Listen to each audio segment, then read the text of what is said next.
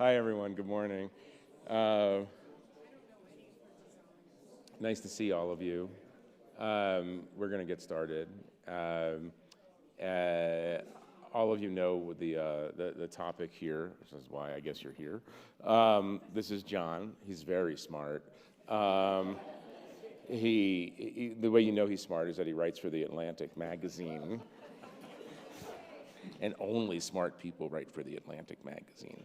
John does write for The Atlantic. He has a day job as a professor at the NYU's Business School. And he's the author of The Righteous Mind and The Coddling of the American Mind, which started as an Atlantic article. It's actually interesting, he kind of hasn't had, in the Atlantic context, he really hasn't had a miss. Every time he writes something for us, it really captures national attention and gets millions of readers. He has a way of bringing both academic rigor, interpretation of studies, very sophisticated understanding of social psychology, but he combines that with something that a lot of academics don't have, which is a plain-spokenness. And so when we were talking last summer, or late summer, I guess, about some new ideas he was having and developing, he sent me a long sort of outline of some of the things he was thinking about. It was all very smart, all very intelligent, but what kind of hit me over the head was a statement in the middle of this memo, where essentially, I'll paraphrase it, but he said, he basically said, one of the questions I want to answer is, why is everything so stupid? And it takes an academic with confidence to actually use plain language to describe something, but like the best kind of observation, the best kind of conclusion, it kind of hits you over the head, and I said to myself, he's right, everything is stupid. Why is everything so stupid? And you know, he then described a little bit about what structural stupidity means, and I'll ask you for a definition of stupid in a second, and I hope it's smart.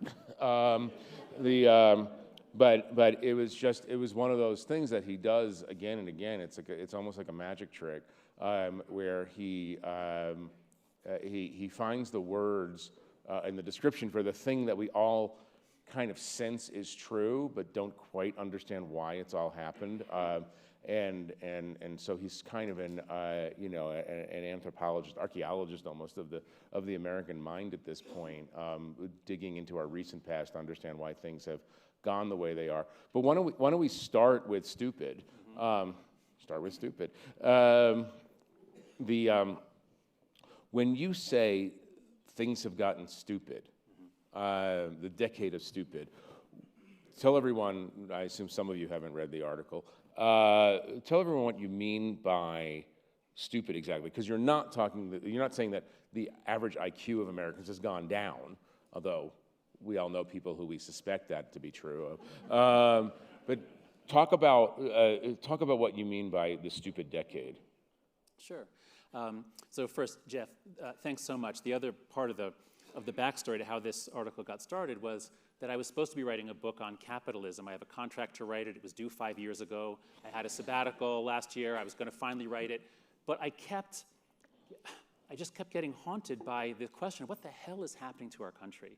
And I kept creating new Evernote files, like, here's a piece of it, and you know, here's how the social psychology explains this weird thing that's happening. And I had 8 of them. And I pitched them to Don Peck, as my editor at The Atlantic. I said, Don, I want to write 8 articles on why everything's going haywire. And Don said, oh, you know, this is very interesting. We talked about it. So let me run this by Jeff. And Jeff said, don't write 8, write 1. Just write one big one. And it's really a testament to The Atlantic. Smart. Smart. But The Atlantic is really the only place that one can write something that has this kind of reach and this kind of effect. Even the New York Times wouldn't, you know, it just wouldn't keep things going for as long as The Atlantic can. So thank you for that. As for what I mean by stupid, so dictionary definitions, psychological definitions of stupidity are the opposite of intelligence. And it's basically the inability to reach your own goals because of your own cognitive limitations. If you keep doing things that stop you from achieving your own goals, you're stupid. And what I began seeing, I'm a professor at a university. I love universities. Universities are full of smart people, and universities have long been respected as these respected institutions that we pay a lot of money to send our kids to, and we bribe people to get them into the right ones, and all sorts of things like that. And all of a sudden, beginning in 2014, and then with an explosion in 2015, we started doing incredibly stupid things. And smart people would implement policies and mandatory trainings and bias response teams and all these policies in response to pressure from activist students, policies that we know don't work, that often we know make things worse, but we would do them anyway, in university after university, year after year. This is really stupid. Why do we keep doing this? And so that was what the Coddling the American Mind was about in 2015. And then these same dynamics rolled out. A lot of people said, oh, come on, you're just cherry picking elite schools. And when these kids, when they graduate, they can't do this at, Goldman Sachs. They can't do this at Google or at the Atlantic. Like, they're going to have to, grow up and get with the program and start doing something of value to others. And we said, we'll see. And then it did roll out, first into journalism. It was the first spectacular case, where editors were doing stupid things, like at the Atlantic. At the New York Times, sorry. So thank you for coming, and I don't even know him. Yeah, I don't know what I'm doing up here. Yeah. But the Atlantic did not fire its editor because some young staffers demanded it, whereas the New York Times, the Philadelphia Inquirer, many other top journalism outlets did this, exactly the same as universities. So it's like, why are all of our institutions doing stupid things at the same time in the same way and betraying their missions? And when you say, just to clarify, the institutions, you mean the full range of liberal, small L institutions, Yes. the culture-setting institutions. The way I think about it is a society requires institutions, and some of them we call democratic institutions, like Congress, elections, election boards. Those are all democratic institutions, and the Atlantic's been fantastic at writing about the corruption of those. And then the others are epistemic institutions. They are the ones that generate knowledge. And preeminently, it's universities and the broader research community, and it's journalism, and it's the courts, and it's certain government agencies. Those are the four main ones that Jonathan Rauch talks about in his incredible book, The Constitution of Knowledge. That's what we mean. Right, okay. So go on. So what did you... One thing that you've pointed out is that, again, people have not gotten stupid, but that the landscape has gotten stupid because it's the absence of smartness. Why? So we talk about, and let's talk about it in theory, why did activist students, let's say, from a small portion of the American population, you talk about, you could divide the American public politically into 7 or so categories, from the people from the leftmost category, progressive activists, which represent about 7-8% of the population, disproportionate influence in universities, journalism, museums, libraries, and so on. Why did this push in, and what did they push out? Right. So I'm a social psychologist who has been really concerned about the loss of viewpoint diversity in universities. I'm a big fan of John Stuart Mill, who in On Liberty, he says, "He who knows only his own side of the case knows little of that." How you have to have people pushing against each other in order to find the truth. We're all subject to confirmation bias. We're all really good at finding evidence for what we already believe. We need other people on the other side to question us, to say, well, wait a second, what about this study? Or what about this flaw in your argument? We have to have that. Otherwise, we can't do our work. And this is ensconced in Jewish tradition, Jewish wisdom, where you have Torah scholars debating against each other. So this is the way that flawed individuals actually are able to become much smarter collectively. So what happened, I believe, in the early 2010s, and this is what the heart of the article was Facebook, Twitter, these platforms, they go back to 2004, that region. They weren't harmful at first, but they made certain changes in 2009. Facebook adds the like button, Twitter adds the retweet button, they copy each other's innovations. Social media wasn't super viralized before then. It wasn't possible to say something and 24 hours later, you're either an internet hero or villain. That had to wait until Justine Sacco in 2014. She gets on a plane, she tweets a bad joke, she lands in Johannesburg, and by then she's the global villain, she's fired the next day. That was not possible before 2009. But once you get this hyper-viralized social media, now anyone can be attacked, ridiculed in a way that goes global within a day. And once you have this threat of reputational destruction, social media democratized intimidation and freed it from accountability. Anyone can say anything nasty and untrue about anyone else, no accountability. My argument is it's the arrival of this low-level intimidation, that's what changed everything. Because now people, and you hear this phrase ever since 2014, walking on eggshells. I feel like I'm walking on eggshells. If I say one word wrong, it's going to blow up. And when people stop speaking up, that's when you lose the magic of the John Stuart Mill dynamic. That's when institutions get stupid. So stupid fills the vacuum. Stupid is a structural problem when you no longer have people challenging their others' confirmation bias. Let's go back to... Wait, I'm supposed to speak in plain terms. You're right, stupid fills the vacuum. Okay, thank you very much. Let's go back to, because you talk about this directly, let's go back to James Madison and his understanding. Let me phrase it this way, you'll understand what I mean. James Madison's understanding of social media. Yeah. Obviously lived long before social media, but for James Madison, the arrival of the daily newspaper was a frightening event because he thought that people were going to be given more information they could handle in too quick a way. So talk about Madison and his fear of what we have now, his prediction or fear of what we have now, and why he set up government the way he did. That's right. So the founding fathers were extraordinarily good psychologists and historians given the limited number of books they could get from London each month.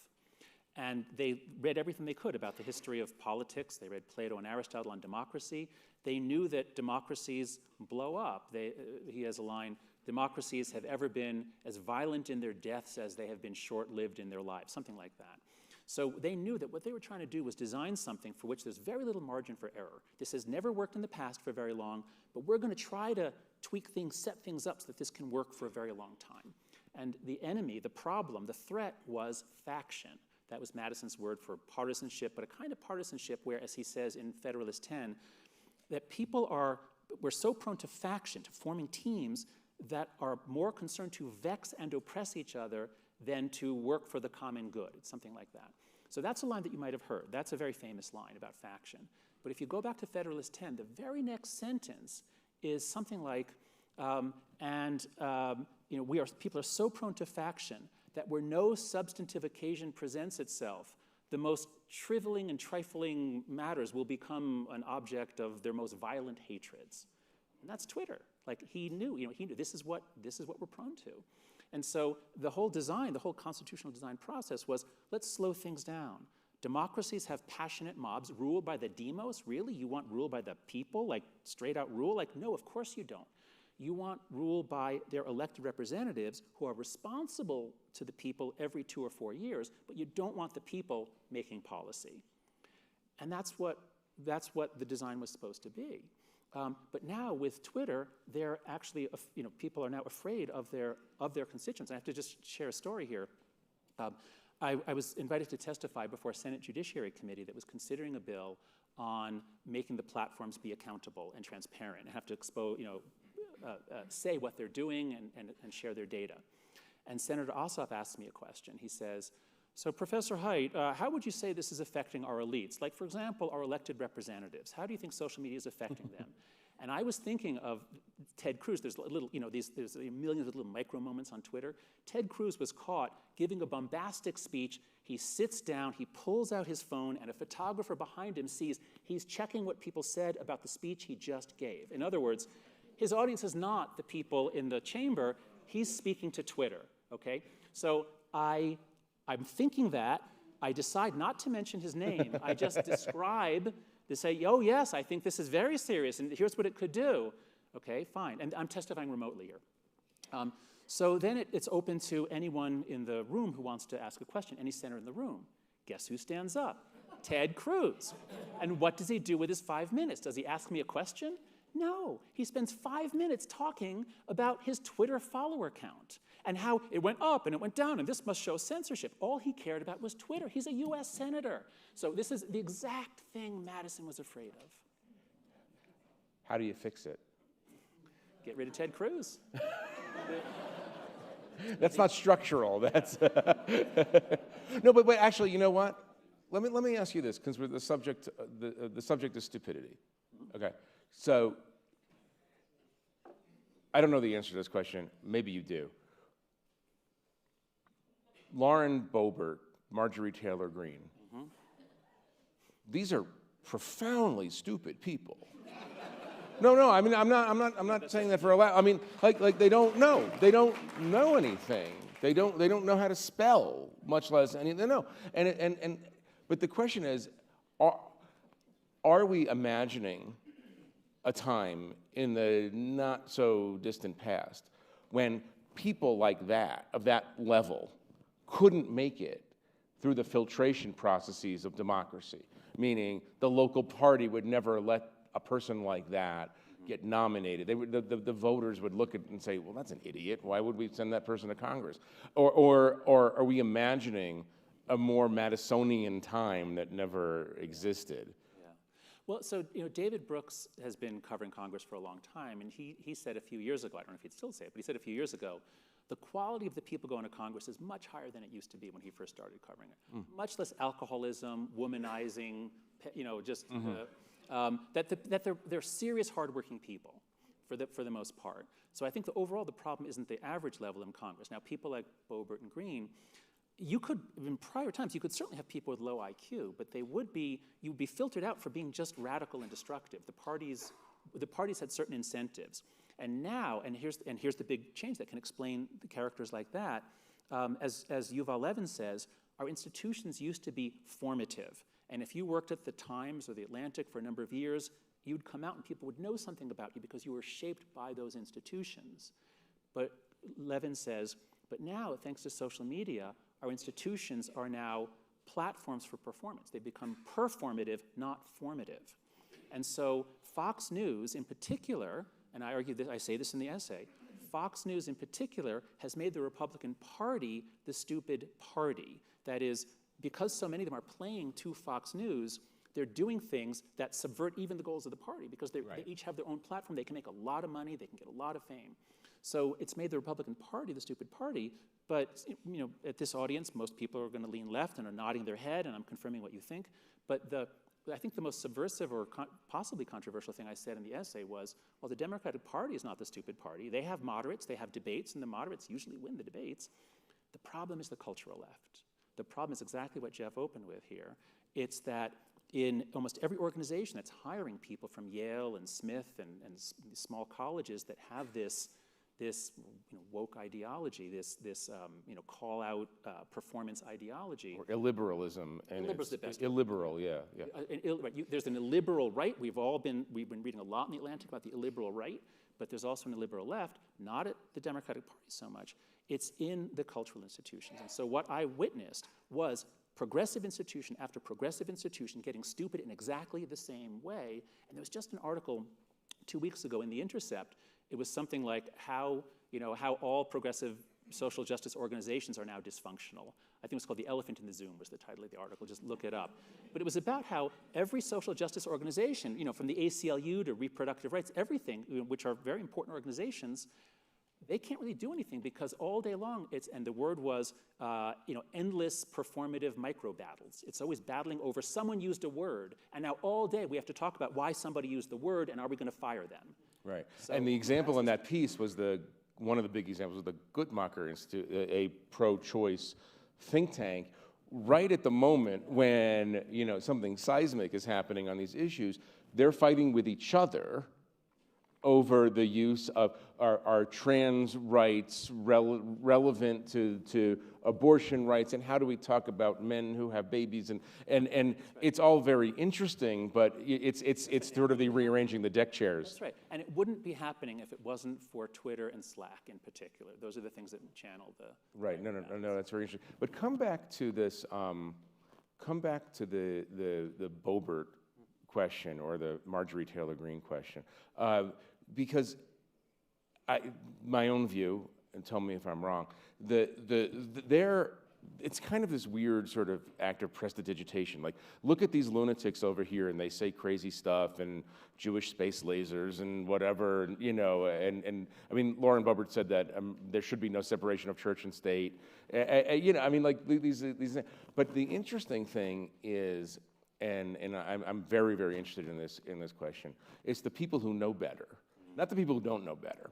You know, the people who know better, and this is much or most of the Republican Party, they know that the previous president is a mentally ill authoritarian, right? But they don't say it because of mobbing, right? That the party structure itself doesn't protect them. The fear of the mob motivates everything. So talk about how fear of the mob relates to democratic processes, because that's what we're talking about, and the accelerant that Facebook and Twitter might be. Yeah. So a central idea in the essay is that we now live in the post-Babel world. The Tower of Babel, the story about how God punishes humanity for its hubris by making us all speak different languages. There's no more a sense of shared meaning. We can't really communicate. So I argue that around 2014, we entered the post-Babel world. Trump didn't cause it, but he could never have gotten elected in the pre-Babel world, where the things he said were just so wacko that he couldn't have won the election. The broad middle would have filtered him out, in other words. And you know, narratives would form about him that would be more lasting. So we're in the post-Babel world, and so the way that I urge people to think about this is, take a question like Jeff's and think about what your normal common sense answer is. Like, well, you know, they're engaged in a struggle with the Democrats, and it's us versus them, and it's zero sum, and okay, you know, we'll go along, and oh, what a, you know, slippery slope, and so you can explain why people who know better would go along in the pre-Babel world. Okay, now add in everyone in the world has a dart gun. Twitter and Facebook, the metaphor in the essay is, social media is like everyone has a little dart gun, and they can shoot as many darts as they want, and the darts don't kill you, but they hurt. And you know, Jeff and I were talking at breakfast. You know, anybody leading anything is full of darts. Jeff gets, you can tweet, "I think democracy is good," and I'm sure you would get slammed for that. Yeah, yes, so, yes, yeah. Unbelievably, it happens, right? So anyway, the point is that. Now, so take Republicans who know better, and you know we know many of them know better, but they go along. Now, imagine them making their decision where if they do anything for even a moment to suggest nuance, to suggest maybe this is a mistake, they're going to be hit with so many darts so quickly. And here's why it's so powerful. There's a principle in behaviorism, which is the power of training. You can train an animal very, very quickly to do amazing things if you give it tiny little reinforcements immediately. If you give it a big reinforcement a minute later, no good. But if you give it a tiny little food pellet within 3 seconds, you can train a pigeon to play ping pong in a day. Literally, that's what B.F. Skinner did. Okay?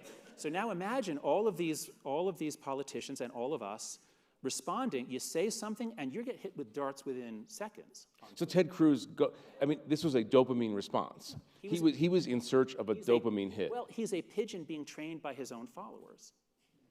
Right, which is antithetical to democracy, where leadership, where he's supposed to actually help instruct what democracy is. So we're going to go to questions in a couple of minutes, but talk about solutions. I mean, there's a lot of people who wake up in the morning who say, boy, if I just had one wish, it would be to make Twitter disappear and not be replaced by something worse, obviously.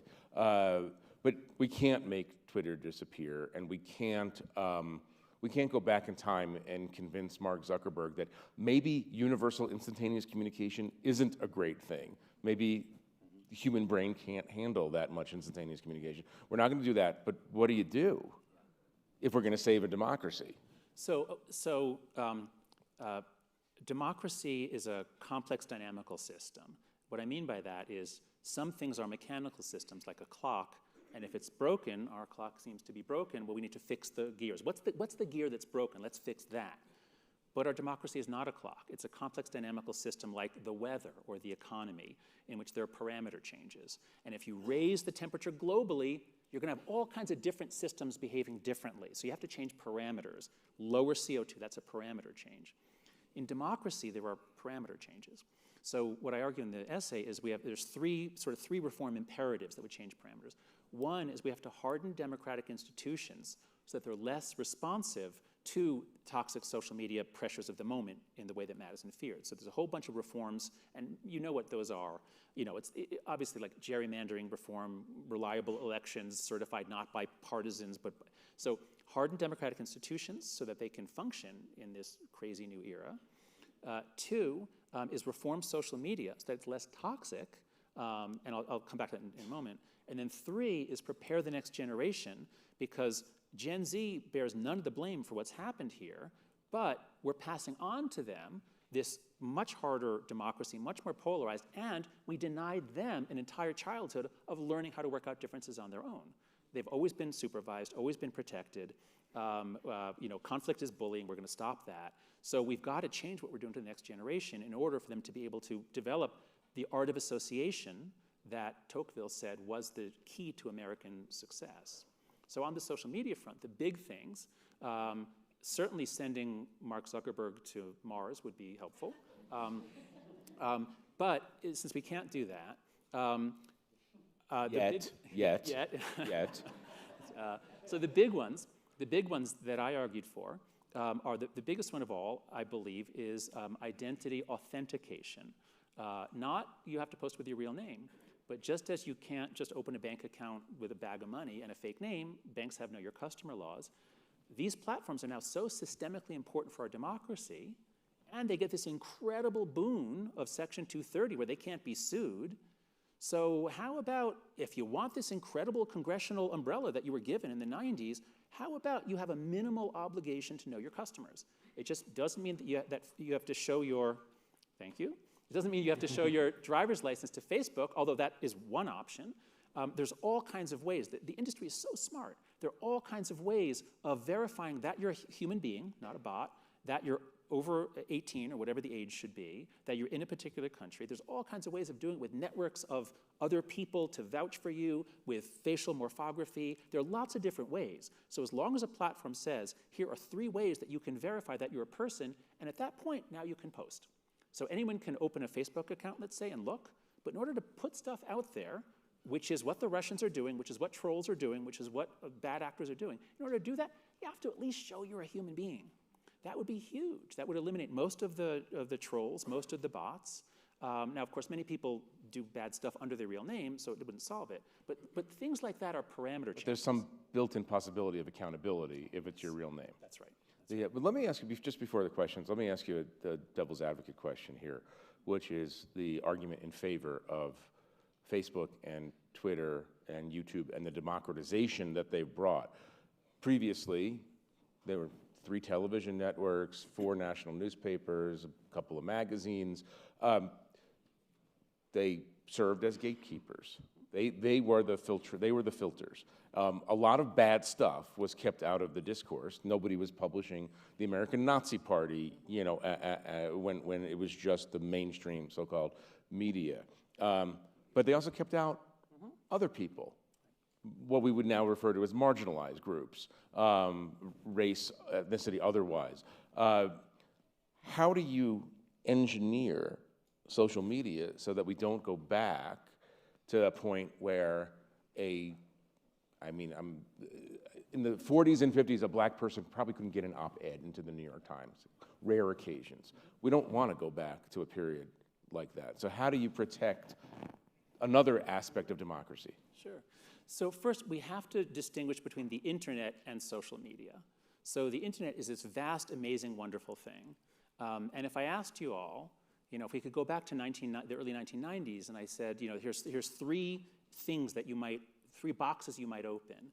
The first is the internet. And any box you open, it's going to take about 10 to 15 hours of your week. Okay, so the internet. Are you glad raise your hand if you're glad we have the internet. Okay, everyone is amazing. And the internet solved that problem that you're talking about. And we had it right away. We got blogs, websites, anyone can say anything, you know, and then you get YouTube and you get all sorts of wonderful things. So that problem was solved by the internet, okay? The next box that we might open is called the smartphone. And if you open it, you're going to spend another 10 to 15 hours of your week on your smartphone. So now we're up to about 20 or 30 hours of your week you're spending on smartphone and internet. Now you get a lot for it. What do you think? Are you glad we have smartphones? Raise your hand if you're glad we have smartphones. Okay, yeah, most of us are, but not everybody. Okay, so now imagine a world in which we have the internet and blogs and smartphones and Zoom and multiplayer video. We've got all this stuff, 20 to 30 hours a week. Now here's the third box. Social media in which you are the product, not the customer, and in which you are incentivized to post by the possibility of prestige follower accounts, but it's going to take an extra 10 to 15 hours of your week, and there's a good chance it's going to make you depressed, anxious, and suicidal. What do you think? Who wants that? Okay? So I really don't think we should give social media credit for what the internet did much better than social media. I think you kind of fixed the results there a little bit at the end with the whole suicidal business. But yeah, no, I absolutely. I mean, I'm dispositionally Amish, so I don't even. I'm still open on the question of electricity myself. Yeah. I don't even know if electricity is a good thing. But that's a very interesting. So you do see the possibility of reform, and not eradication of these things. Yeah. That's right. Yeah. So we can never go back. The question. So the original dream of the internet and then social media was the greatest gift to democracy. Everyone has a voice. Everyone, the magic of democracy when everyone's included. So there is an imaginable future. There's a theoretical future for America where social media and all these other things give us better democracy than we've ever had. Now, I don't know if we can get there from here. I think we have to try. But it is definitely possible. But let me point out just one final point here is the dream was everyone has a voice. It allows everyone to be part of the conversation. Is that the reality? Is that what happened?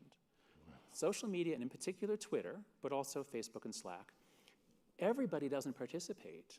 It was always more the extremes, the political activists on the right, it was always more that before social media. And then when everyone gets a dart gun, most of us don't want to shoot anybody. But the far right and the far left do. Also trolls, men who have personality disorders and enjoy harassing people. So they get a huge voice. Russian intelligence agents, they get a huge voice. So those are the four groups that have, it's been a boon to those four groups. Who is mostly attacked? Certainly leaders of any institution, moderates on each side, and blacks and women. I mean, you don't need research, there is research, but if you're a black journalist or a female journalist, you get a lot more harassment than anyone else. So I think the idea that, it's going to democratize, everyone gets a voice, that has been just a nightmare. Right. Questions back there? And they'll come down here. I enjoy following you on Twitter, short John. and in the form of a question. So I'm an elected Republican in charge of elections, and that's been interesting. Wow, every head just turned there, boy. Yeah. So in private, 3 out of 4 know the election wasn't stolen. But the incentive structure is such that they're all behaving rationally in a manner of speaking, and I'm the irrational one. But that's a democratic institution. So why, for the left analog, why are newspapers doing it? Why are schools doing it, where it's not like tenure or being an editor is a democratic process and you need to win a primary amidst, not representative voters?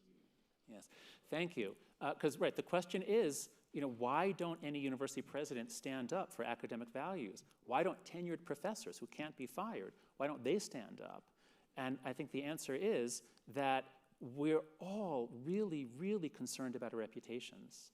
And even if you don't have to worry about losing your job and your health insurance, we are all so afraid of our reputations. And this is doubly true for teenagers who live in an intense world. And so that's sort of, again, the point of my article is everybody's focusing on misinformation. Everybody's acting like a cognitive psychologist. What's the role of misinformation? that's important, that's relevant, but I think much more important is to be a social psychologist and say, forget the information. Look at reputation and look at people's social fears. And that's what social media did. It really ramped up those concerns so that even people with perfect security and high salaries are acting like cowards.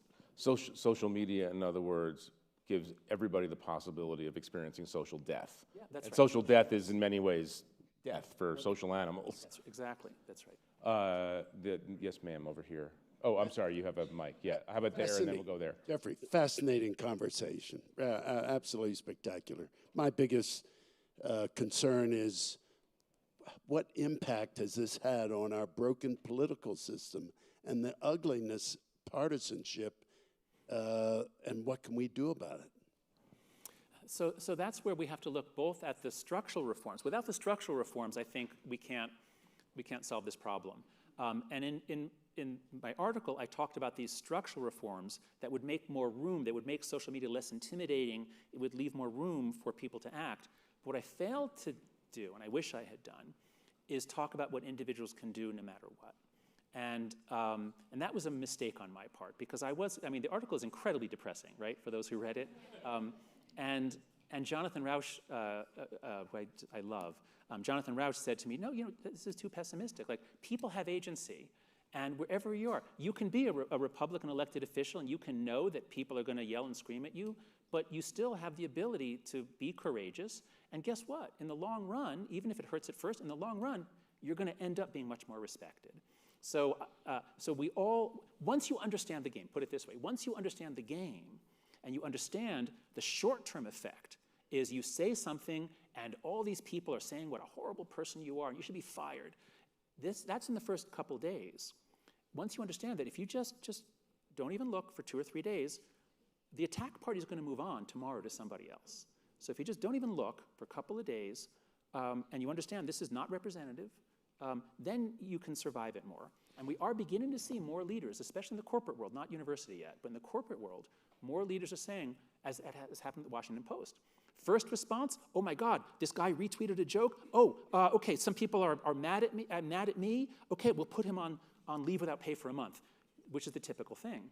And then the world gets mad at the editor. Okay, this is a case where actually the pressure might have worked, where the world gets mad at the editor for doing this, and the editor realizes, oh, actually, yeah, the woman who was like tweeting all these terrible things about the Post, maybe we should fire her. Now, maybe actually, Jeff, you know the story from the inside more. Is that what happened? I don't know if it was outside pressure that motivated them to fire her. I think it was, there's something to be said about waiting and thinking and not reacting. I think the first days are panic. The human fight or flight response comes into play. And then after a while, and I think it's also training of the last couple of years. I mean, I do know something about this story, and I think what happened was the leadership looked at each other and said, you know what? In the old days, we would call her behavior insubordination. And in a hierarchical organization like this is a corporation, and you have rules, and she's not following the rules, so let's just go to the lawyers and see if we can fire her. But and I think that's different than a couple of years ago. Exactly. And so like there is a training process that's going on. On the other hand, I would just push back on one thing. I want to come to that woman right there, if you can get a mic up to there. You had your hand up that I called on you before. There is, I think you're over-optimistic about human bravery. I mean, I think Cassidy Hutchinson is so much more brave, has to be so much more brave now than she would have had to have been 10 years ago, or 20 years ago. And there is no guarantee that she's going to remember it as a hero. I like to think and say that, one day there's going to be a statue to Liz Cheney in Washington. Not because of her policy positions necessarily, but because look at this behavior.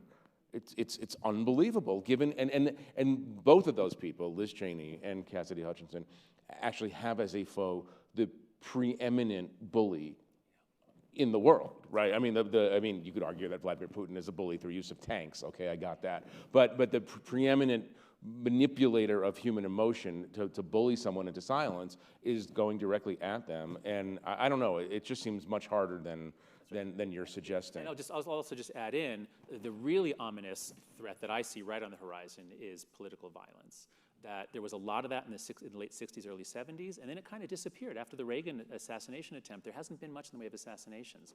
But now that many activists on both sides think it's appropriate to go to people's homes and threaten them and their children, now that we're seeing this on both sides, it's just a matter of time before people with guns actually shoot or plant bombs. And once that happens, now to stand up means you're putting your children at physical risk. By the way, just as an asterisk about how weird the world is, Reagan's would-be assassin now has a Twitter account.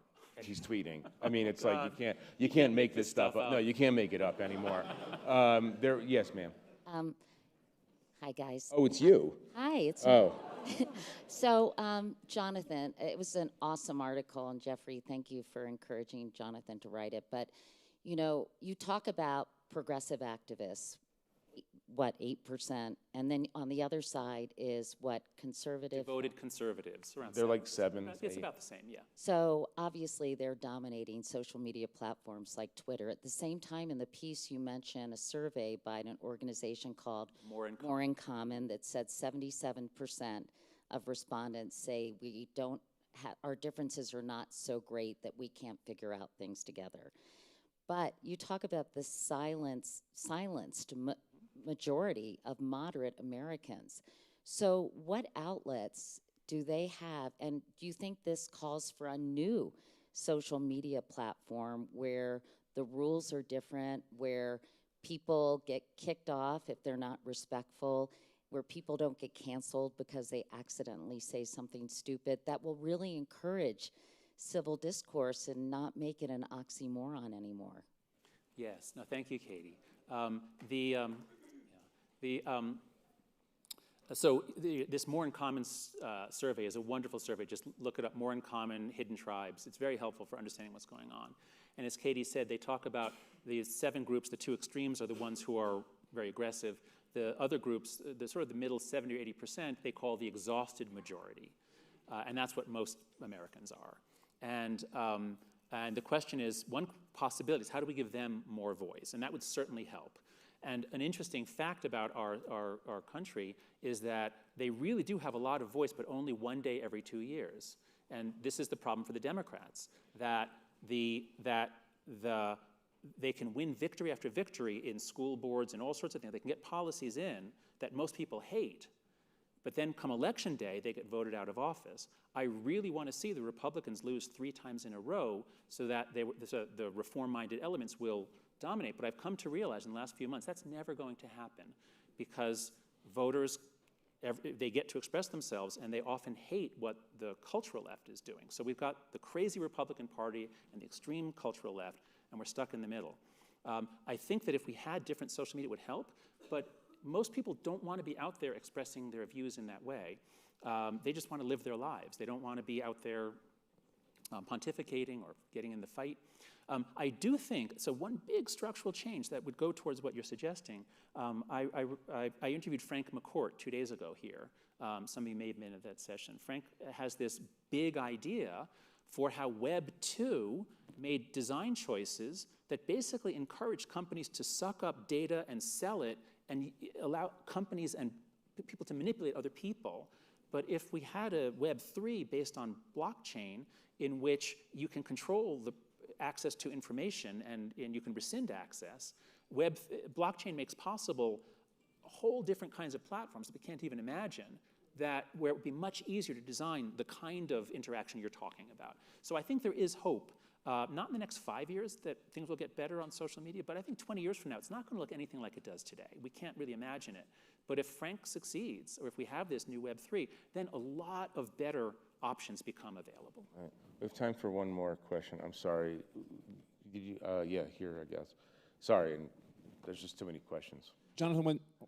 I've just said, but I mean, I'm happy to, we'll hang out here afterwards if people with questions want to come up afterwards and talk with us.